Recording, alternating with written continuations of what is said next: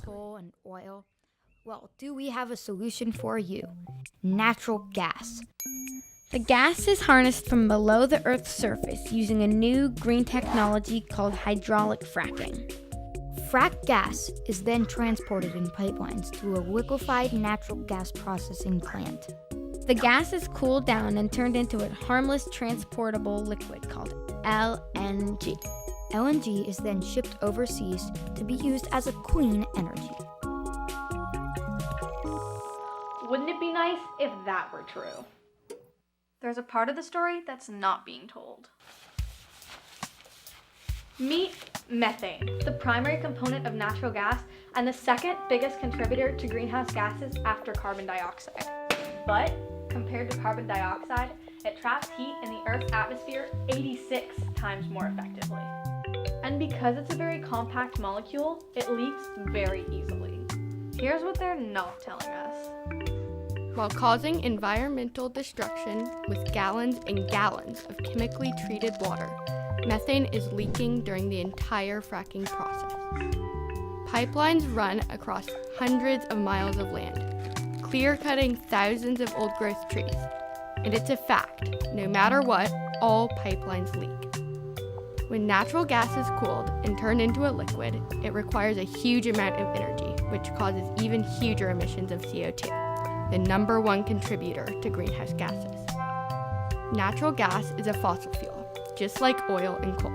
Calling it cleaner is like saying that you should drink one poison because it's slightly less poisonous than another. Natural gas is just another dirty fossil fuel. And guess what?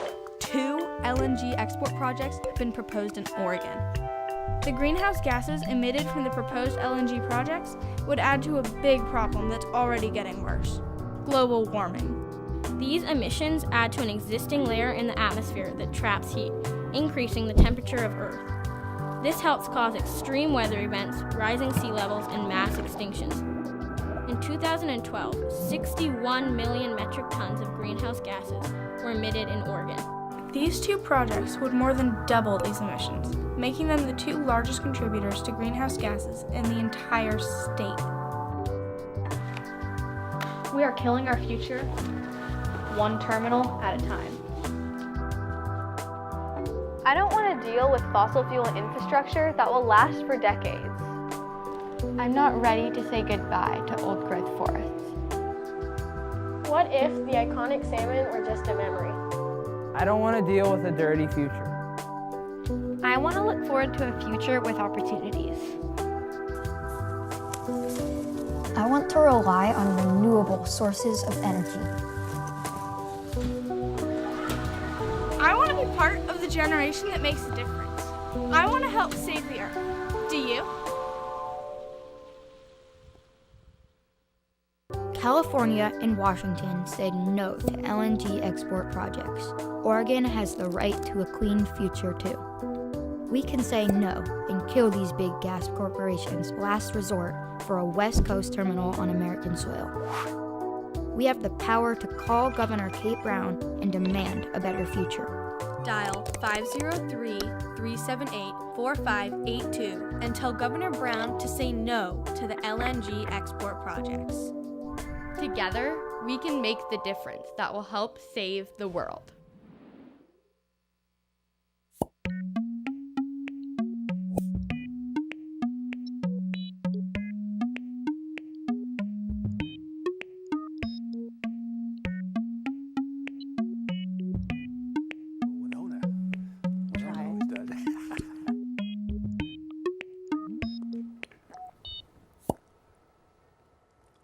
All right, here we are. We're back. We're going to talk a little bit about liquefied natural gas and fracking and what's going on down there. I think it's just out of Coos Bay. It's been going on for a number of years.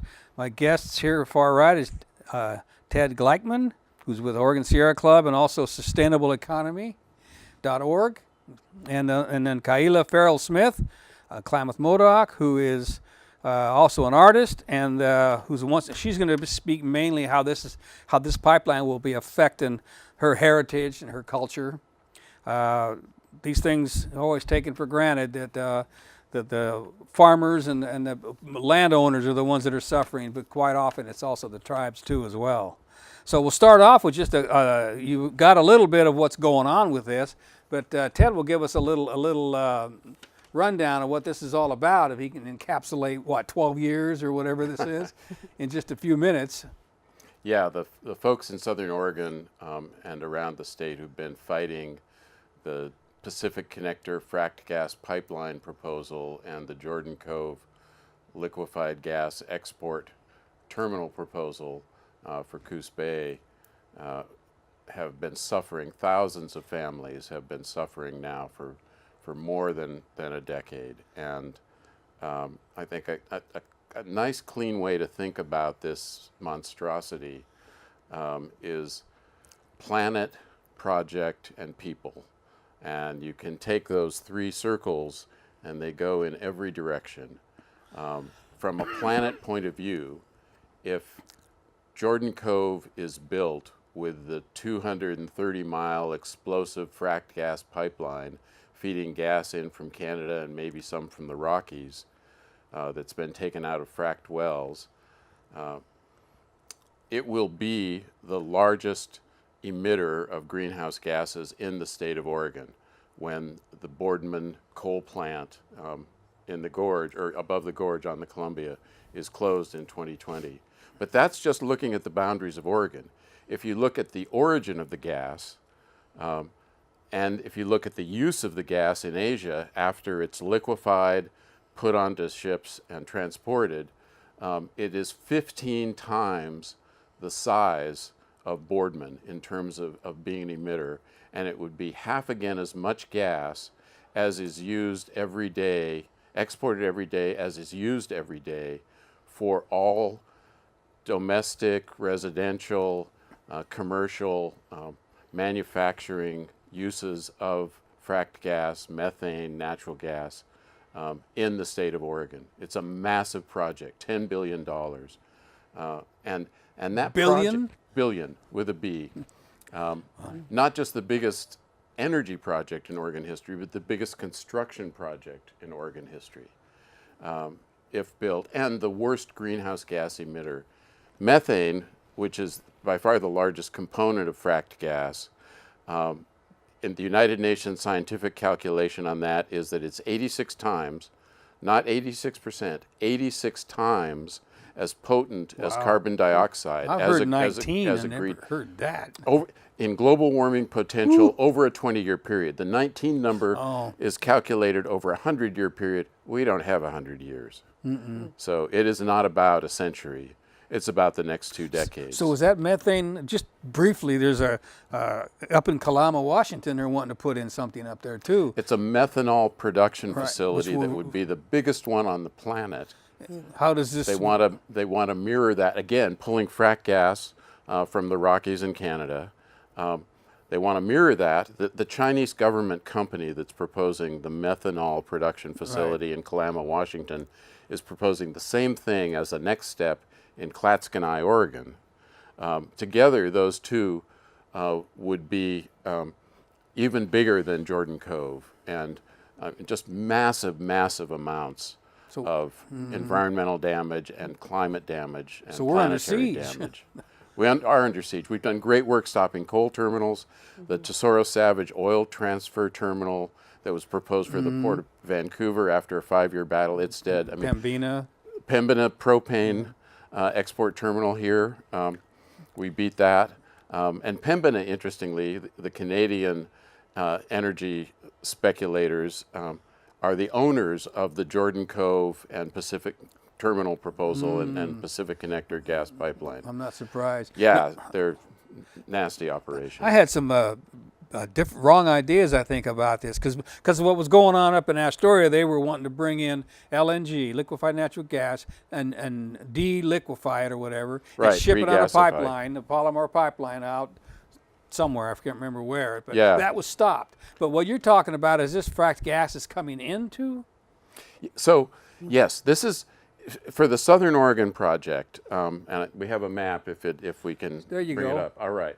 So what you're seeing on the screen there, on the lower right edge of it, is that near the town of Malin, right on the southern border in Klamath County, near Klamath Falls. You can see Lake Klamath there.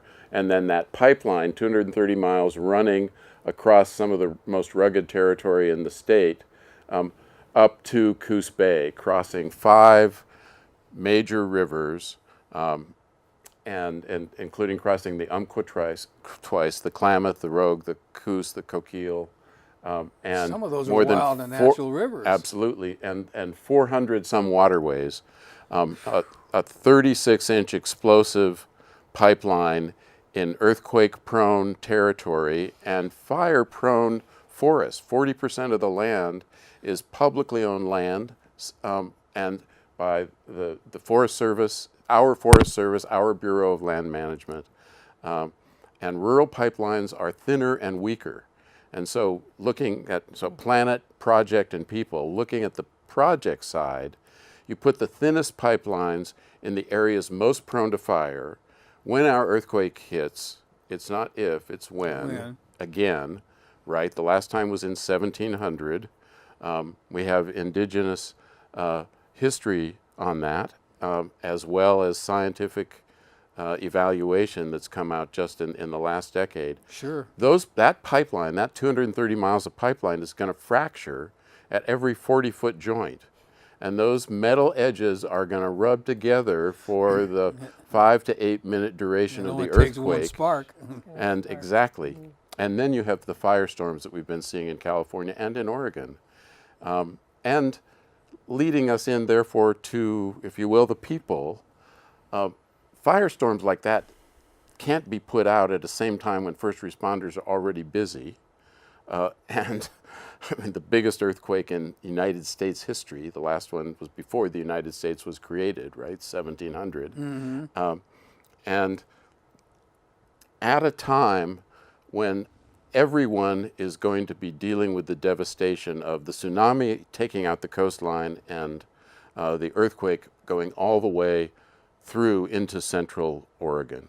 This is not an earthquake that stops at the coast.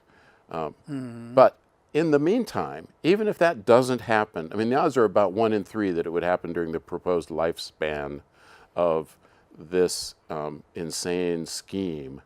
But even if it doesn't happen during that period of time, if these projects are built, the devastation that occurs when you run a clear cut, a permanent clear cut, through all of that forest land, through farms and family woodlands, and homes, residential areas, through the Pacific Crest Trail, and creating new forest edges, permanent clear cuts, the impact on endangered species, on recreation, on tourism, on families that have been there for generations, for thousands of years, and then to Coos Bay and the towns in Coos County itself, where there are fisheries, salmon, oysters, clams, all of which would be devastated, disrupted, destroyed by the dredging, the largest dredging project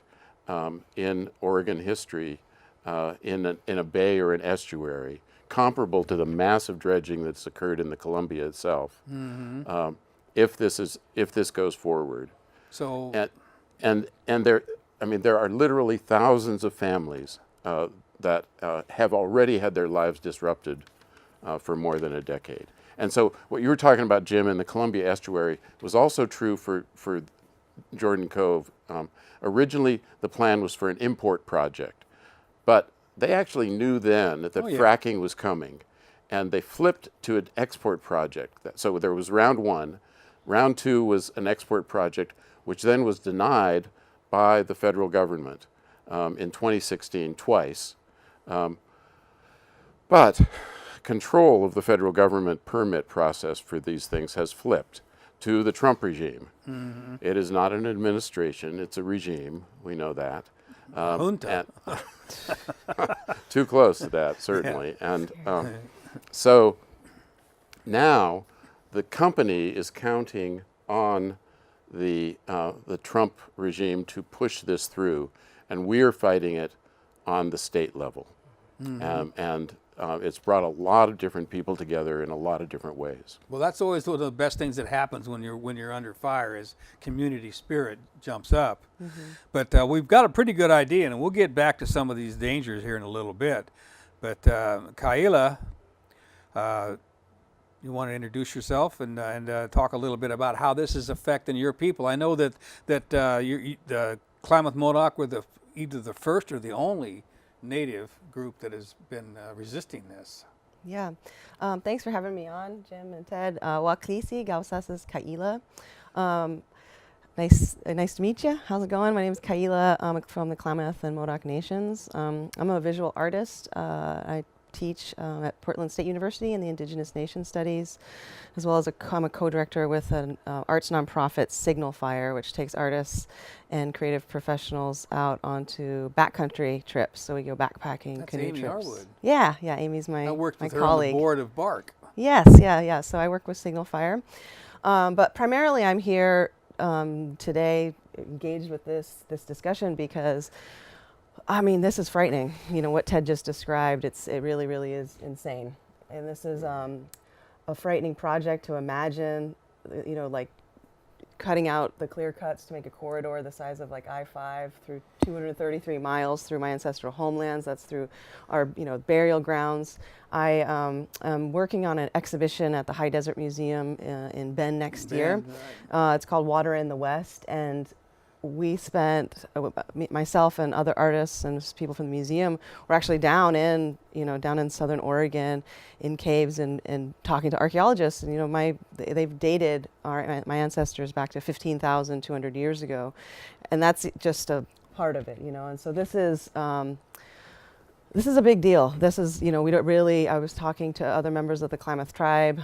We have officially come out in opposition, and I believe we're the only tribe in Oregon that has officially come out in opposition to these two LNG projects, as well as the Karuk, Hoopa, and I'm going to cite Yurok. it.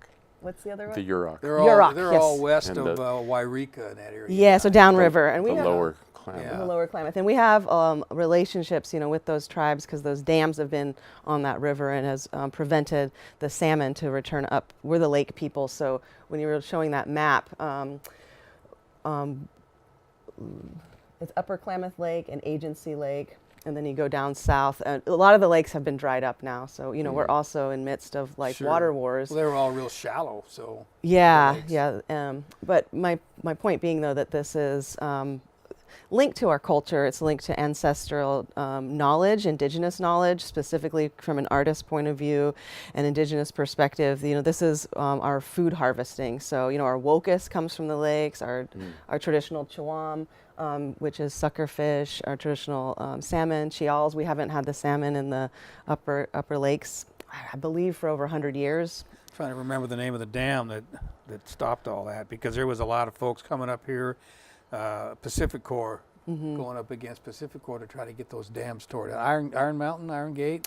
I can't remember Something like exactly, that, but yeah, that just completely stopped it 100 years ago. Yeah, and they are coming down. So there is, and I don't know all the details of that, but there is work. There's a corporation working to take down those dams. Of course, the tribe, you know, and tribal members are just always wanted to preserve our senior tribal water rights for the headwaters, and so that is a part of our rights. We don't have a reservation any longer after the Termination Act in the 50s, but we have been restored as a federally recognized tribe in I believe it's 87, so we are a federally recognized tribe. However, ancestrally, you know, we've lived in this area for a very, very, very, very long time, from time immemorial, and that is what inspires my artwork, my art practice, my community art. I do a lot of community art workshops, as well as my activism or protection. And so that was really sparked, you know, last 2 winters ago, heading out to Standing Rock to stand with water protectors, fighting against the Dakota Access Pipeline, getting to meet Samix friends, relatives, and really feel the spirit from that place and recognize that ancient call, you know, to stand up together as a people to protect water and keep these pipelines that Ted explained so well are going to break. Well, and so when you can light water, when water can be lit on fire, that's like, you know, So you were there. Were you there to suffer the chemical warfare of the whatever you want to call them, the folks who were, because there was law enforcement from all over the place there, and I know that during a blizzard they were dousing people with water who were standing in the river praying and all that. Were you there during any of that? We were traveling there that night. I was staying in Montana when that happened, so I arrived the next day, and I met my now a colleague and another Modoc artist, Asa Wright, was working in the art tent at Oshete Shakoan camp, and so that's where I kind of locked in, was with entering into the art tent, and a lot of people were coming by really traumatized and suffering from the events of that evening, and we were working on painting banners and screen printing, and just being able to sit and talk and listen while people are just making or drawing or painting is healing. And so I've been engaging with the art part, the art that helps people heal and process through that trauma, because we already have a lot of post-generational trauma as Indigenous people, but a lot of the non-Native people, that were there on the front lines and helping as medics, we all need to process this stuff as a society and as a community and as neighbors. Well, what happened back there was just so horrendous, but what's happening in your area there is kind of just as horrendous, but it's more slow motion. Well, we want to get ahead of this, beforehand. So that's the whole point. I personally filed as an intervener opposing this at the FERC process. The Klamath Tribes have, I think there was 400 interveners. Yeah, it's the most for any fight against a pipeline and export project in the United States. And interveners are people or organizations. The state of Oregon is an intervener. The Klamath Tribes are an intervener. I too am an individual intervener, but we trying to show, gives us the right to sue, basically. Oh, I see. Yeah. When the Trump regime decides to do the worst thing, and we're hoping that the state will be better. But we want to stop it at the state level. We Exactly. have this opportunity right now. And so I'm working with my colleague I met out at Standing Rock, Asa Wright, and we've been working on designs and banner painting and large screen print images and just creating art for nonviolent direct action. And through Signal Fire, we're actually working with Civil Liberties Defense Center and Rogue Climate doing a camp. So Signal Fire will be doing the art workshop. There?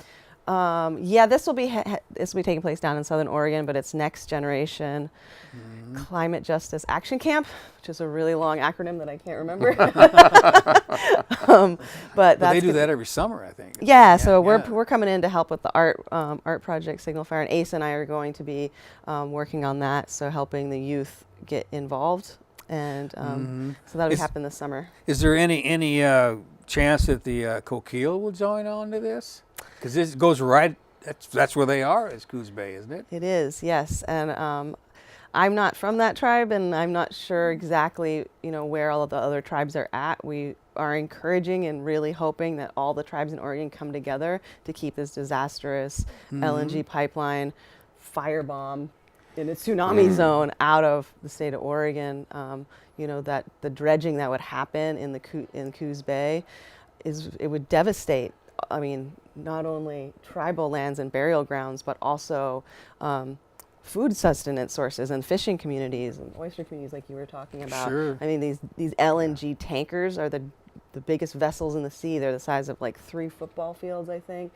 It would just completely change what we've known as Oregon and how we, have enjoyed it, the communities in Coos Bay. My parents met in Coos Bay, so that's, Well, that was lucky for the planet. Yeah, well, the disregard of the planet and of the people is just horrendous. I was watching something the other night on Channel 10, a 2-hour program on global warming, and they were saying that we've lost like half of our coral reefs. Yeah.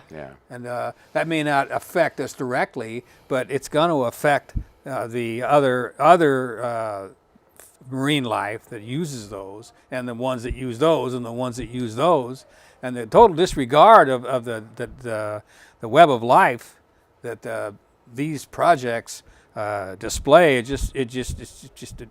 can't believe it every time I hear it. Oh, these are crimes. They are crimes.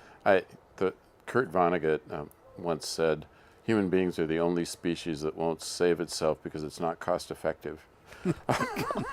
And you know, that confusion of money with meaning. I mean, I was so And struck- value. and value. Yeah. Your comments about art as healing, art and culture as ways for people to survive against trauma. Well, that's why I make art. You know, that's the only way for me to make sense of my experience learning history, learning what's happened. I grew up in a beautiful community here in the state of Oregon, Indigenous and non-Indigenous, but people that want to protect Mother Earth, want to protect clean water. This is a design by another Klamath tribal member and artist, Rowena Jackson. Go to a powwow, you can pick up one of these shirts. I've heard of her. Yeah, so Nina's doing great stuff. We're all working together to really rally and bring voice. We want to protect our water, and you know, my ancestors, two of my ancestors were 1864 treaty signers. You know, so this goes back from a long time. Back in the days of Captain Jack. Yeah, and you know, we're descendants of the Modoc resistance. So there's a lot of us, and we're rising up and coming together, and that art practice is really a way of telling stories, reclaiming history, and reclaiming those memories, ancestral memories. You know, we're at a time you have to think about that. You know, you link these fossil fuel pipeline projects that are trying to be shoved all over Indigenous lands all over the place, but it's also linked to war. You know, it's also linked to our foreign policy. So we really need to rethink our what are our values, and so our relationship to the land. But you mentioned art. Now, didn't you say that we have three photographs of your art? Was that? Did I get that right? Yeah. Let's see if we can get those. Is this art related to this project? Well, I'm a painter and artist, so I didn't put up any. Oh, are we looking at art now? We'll be looking at we'll be looking at it in yet. a minute as We'll soon as see. they put I this think together. one of the pictures I had was after boarding school in mourning, which is a painting I created in 2011. It's a part of the permanent art collection at the Portland Art Museum, and so that was some of my earlier work was more representational, and it was depicting the boarding school times. Oh, there it is. There we go. Yeah, so this was a painting based off of an Edward Kerr's photograph, but I transformed it into my own style and rendition, painted it with lots of color, texture, and in this piece the hair was kind of chopped off, so it was referencing when the Native kids' hair was cut when they were put into those schools, and it's a sort of a symbol. I'm using it as a trauma for forced assimilation and couldn't use their language.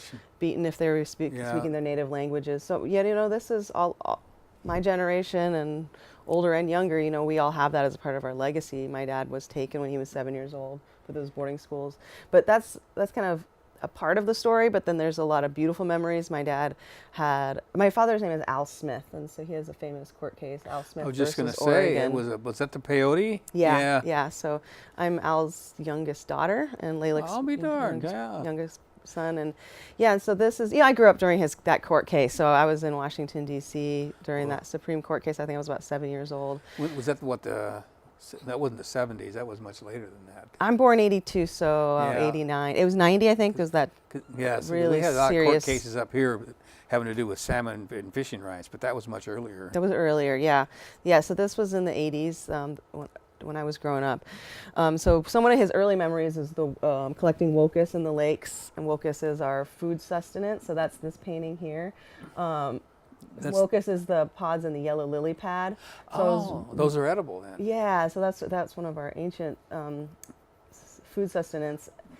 And we're learning how, after I painted this, I've never collected wokus. Since then I have eaten it, and it is a practice that our community is relearning how to harvest and feed ourselves with that healthy food. And so, but it's really important for preservation and restoration of our wetlands to really transform, getting the cow grass and all the devastation from the ranching times, and fighting over water.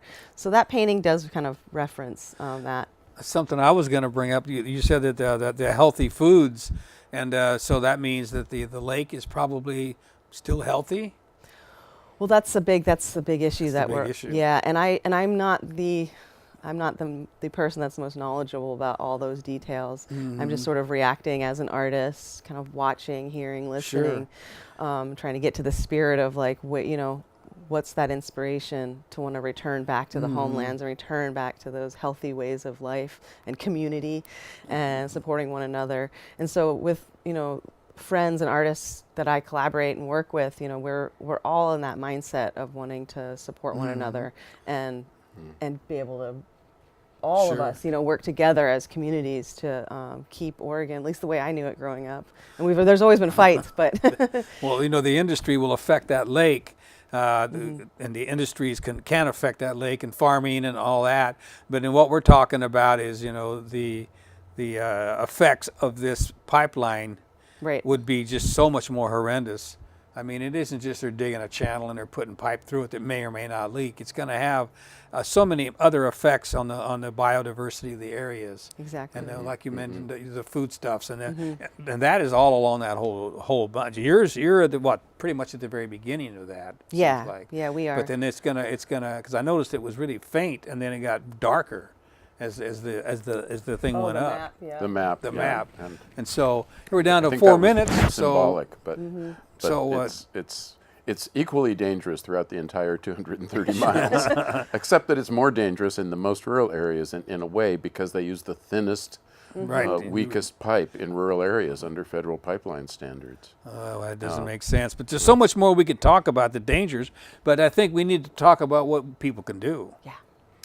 Well, crossing boundaries, I think the kind of work that you do, it's amazing the coalition that has evolved in fighting this craziness over the last more than a decade now, the last dozen years.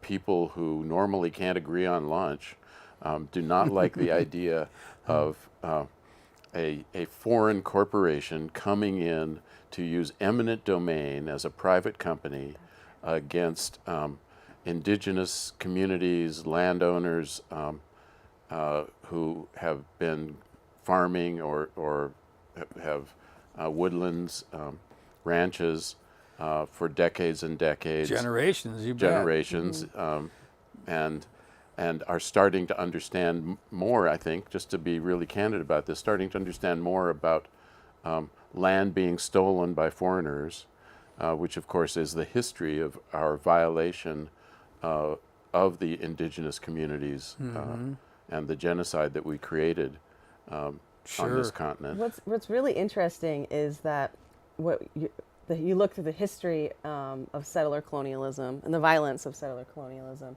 and we are really at this cycle right now where we're seeing it again but some indigenous authors and academics that I'm familiar with, like Tyke Alfred and Jeff Corntassel, talk about globalization as being the neo-colonization. And so we're in a time right now where that recolonization is happening again, but it's foreign companies, Pembina, Canadian, right there, the Canadian company. Working with Japanese companies now as the potential customers on the other end. I think, and none of this is really benefiting in any way Oregonians at all. And I mean, the indigenous people were like used to this. This is what's been going on for a really long time. But when, non-native landowners are getting their land taken through eminent domain, that's just, it's like a joke, Well, I think the Native American spoken word artist, John Trudell, he said, we're the old Indians, and you're the new Indians. Yeah. And I think people are beginning to, may not have heard them say that, but they're starting to understand what he meant. Yeah. And that's a really good example of what's going on over there. Yeah, my dad said it too. He said, you better pay attention. This is back during his court case in I think 1990. He gave a talk at Berkeley Law School, and he's like, you better take a look at this case. He's like, I don't know what it means, but I hear people whispering, and they are saying, this could be this could, excuse me, I'm trying to remember my father's quote. It'll have consequences. It's going to have consequences. He said, you're next. This is happening to us, and if you don't, helps. You're going to be the next ones, and that's sort of what we're looking at right now, unfortunately. Well, in terms of what people can do, Yes. we've Got a set little up less than a new minute. organization in Portland called Stop Fracked Gas PDX, and for more information, people can email this address. So info@stopfrackedgaspdx.org. And there is a website, Stop Fracked Well, Gas there will be. PDX. Oh, there will be. Yeah, we're new, and we're working with a lot of the major environmental organizations in town and other environmental justice organizations. So it's an exciting opportunity to try to make a difference. And rogueclimate.org has great Yes, information yes. about stopping the LNG pipeline. All right. Yep. Well, that's it. Down to 13 seconds. I appreciate you both coming on, Ted and Kaila.